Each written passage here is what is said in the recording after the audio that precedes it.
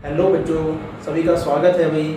जैसे कि आप जानते हैं फिजिक्स जो हमारा 12th का चल रहा है पहला चैप्टर, ठीक है। उस पहले चैप्टर में एक छोटा सा टॉपिक है लेकिन है बहुत इम्पोर्टेंट, ठीक है। तो हम जान लेते हैं कि विद्युत आवेशों के मूल गुण क्या होते हैं, यानी कि basic property of electric charge. यानी कि इलेक्ट्रिक चार्ज की जो बेसिकली जो प्रॉपर्टीज होती हैं, मूलभूत क्या होते हैं, गुण होते हैं, उनको जानना पड़ेगा, है ना। तो देखिए, सबसे पहले हमने टॉपिक लिया है आकर्षण तथा प्रतिकर्षण, ठीक है। यानी कि यहाँ पर हम बात करें अट्रैक्शन और रिफ्लेक्शन। कहने का मतलब ये हुआ कि जब कोई वस्तु अपनी ओर आकर्षित करती है किसी भी वस्तु को, मान लिया जाए ये दो हमारे पास क्या है, वस्तु हैं। अगर एक वस्तु दूसरी वस्तु को अपनी ओर आकर्षित कर रही है, खींच रही है, ठीक है, अट्रैक्ट कर रही है, तो इसका मतलब ये है कि उन दोनों वस्तुओं का जो चार्ज है वो क्या है, सेम नहीं है, अलग अलग चार्ज है ना। और अगर कोई वस्तु एक दूसरे को क्या कर रही है, प्रतिकर्षित कर रही है, यानी कि रिफ्लेक्ट कर रही है, वापस भेज रही है, दूर हटा रही है, तो उसका मतलब क्या होता है, उसका मतलब होता है कि वो दोनों वस्तुएं एक ही चार्ज की हैं, ठीक है। समझ लेते हैं इसमें थोड़ा। मान लिया जाए कोई दो वस्तु है हमारे पास, एक तो हो गई मान लिया जाए ये पॉजिटिव वस्तु, क्या हो गई ये पॉजिटिव वस्तु, और एक हो गई हमारे पास ये कौन सी, निगेटिव वस्तु। वैसे ये हमने आपको पहले भी बता दिया है ना, लेकिन फिर भी दोबारा समझ लेते हैं। तो आकर्षण का मतलब क्या होता है, जब दो वस्तुएं सेम नहीं होती हैं, अर्थात उनका जो चार्ज होता है, आवेश होता है, अलग अलग होता है, तो वो दोनों वस्तुएं क्या हो जाती हैं, आकर्षित हो जाती हैं, अट्रैक्शन हो जाता है उनके बीच, ठीक है। ये बात समझ में आ चुकी होगी। लेकिन जब दो वस्तुएं आपस में क्या होती हैं, सेम चार्ज की होती हैं, यानी कि पॉजिटिव ये भी है और पॉजिटिव ये भी है, तो ये जो है एक दूसरे की ओर आकर्षित नहीं होंगी।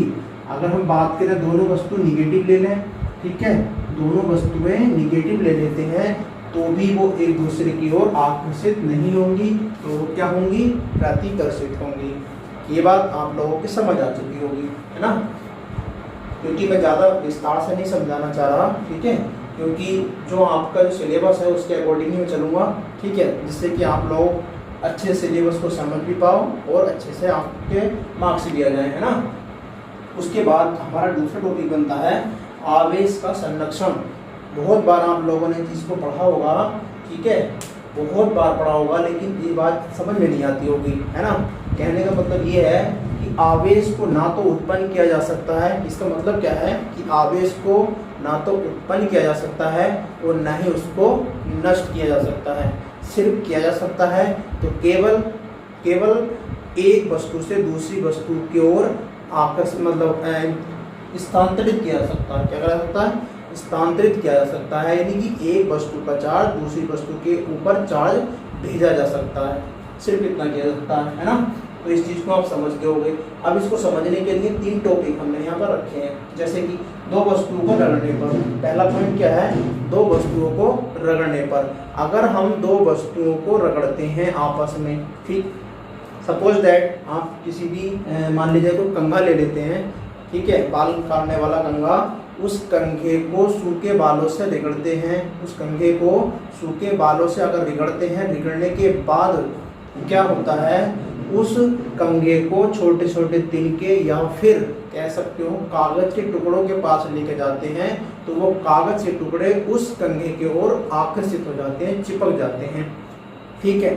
होता क्यों है कि उस टाइम जो हमारे बाल होते हैं वो भी न्यूट्रल होते हैं और वो कंघा भी न्यूट्रल होता है, लेकिन जब दोनों वस्तुओं को आपस में रगड़ा जाता है तो क्या होता है कि वो जो कंघा होता है हमारा वो पॉजिटिव हो जाता है। क्या हो जाता है, पॉजिटिव हो जाता है, और जो हमारे टुनके होते हैं या फिर जो कागज के टुकड़े होते हैं वो निगेटिव चार्ज के होते हैं, है ना। तो वो क्या होते हैं, उस कंघे की ओर आकर्षित हो जाते हैं, ठीक, चिपक जाते हैं। तो कहने का मतलब यही होता है कि हम आवेश को ना तो उत्पन्न कर सकते हैं चार्ज को, ना ही उसको नष्ट कर सकते हैं, लेकिन एक वस्तु से दूसरी वस्तु के ऊपर भेज सकते हैं, यानी स्थानांतरित कर सकते हैं। बात समझ में आ गई होगी।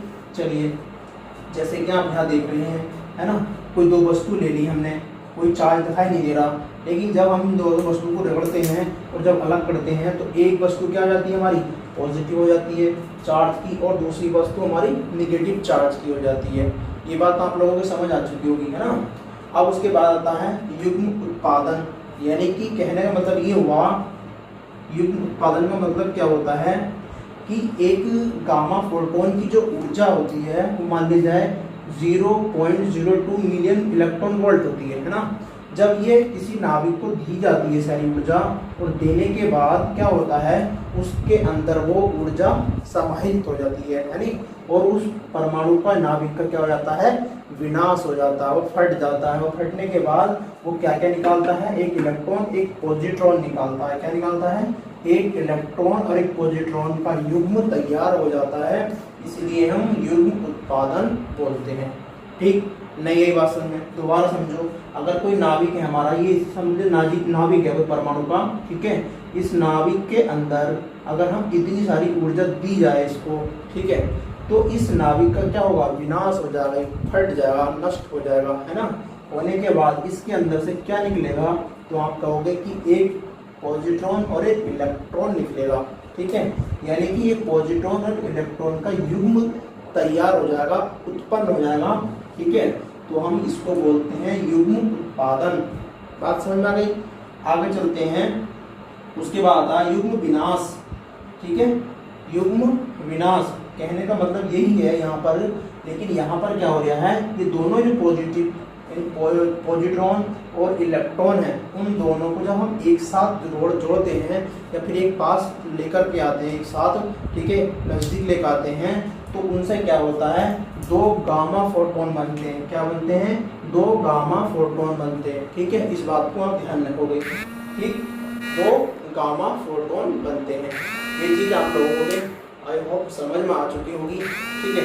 अगर ये चीज़ समझ में आ गई है तो आप लोग इसको अच्छे से क्या करेंगे, अपने रजिस्टर में नोट कर लेंगे, ठीक, क्योंकि ये ऐसी चीज़ें बार बार नहीं मिलती हैं, है ना।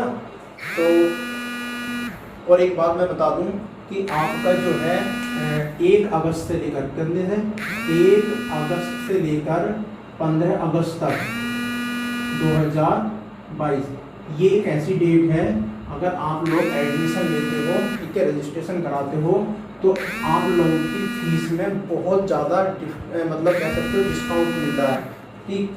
क्या डिस्काउंट मिल रहा है, अगर हम बात करें गर्ल्स की, तो गर्ल्स को केवल कितने 100 रुपये पर मंथ, ठीक है, पे करने पड़ेंगे, ठीक है। 100 रुपये फीस कोई नहीं पढ़ा सकता, ठीक है, इसकी गारंटी मैं देता हूँ। अगर हम बात करते हैं बॉयज़ की, तो बॉयज़ को कितने रुपए, 200 रुपये पर मंथ देने पड़ेंगे, ठीक। अगर आप लोग 15 अगस्त तक एडमिशन ले रहे हो तो, ठीक, एडमिशन लेना आप लोगों को क्या है कि नंबर पे लिख रहा हूँ 96 90 15 22 और 50, ठीक। दूसरा नंबर है 96 90 15 22 57, ठीक। इन दोनों नंबर पर आप कॉन्टैक्ट कर सकते हैं, ठीक है।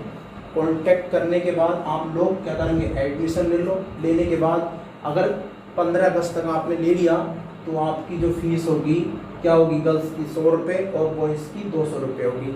लेकिन उसके बाद आपकी फ़ीस हो जाएगी 400 से 500 रुपये, ठीक है। उसके बाद 400 से 500 रुपये।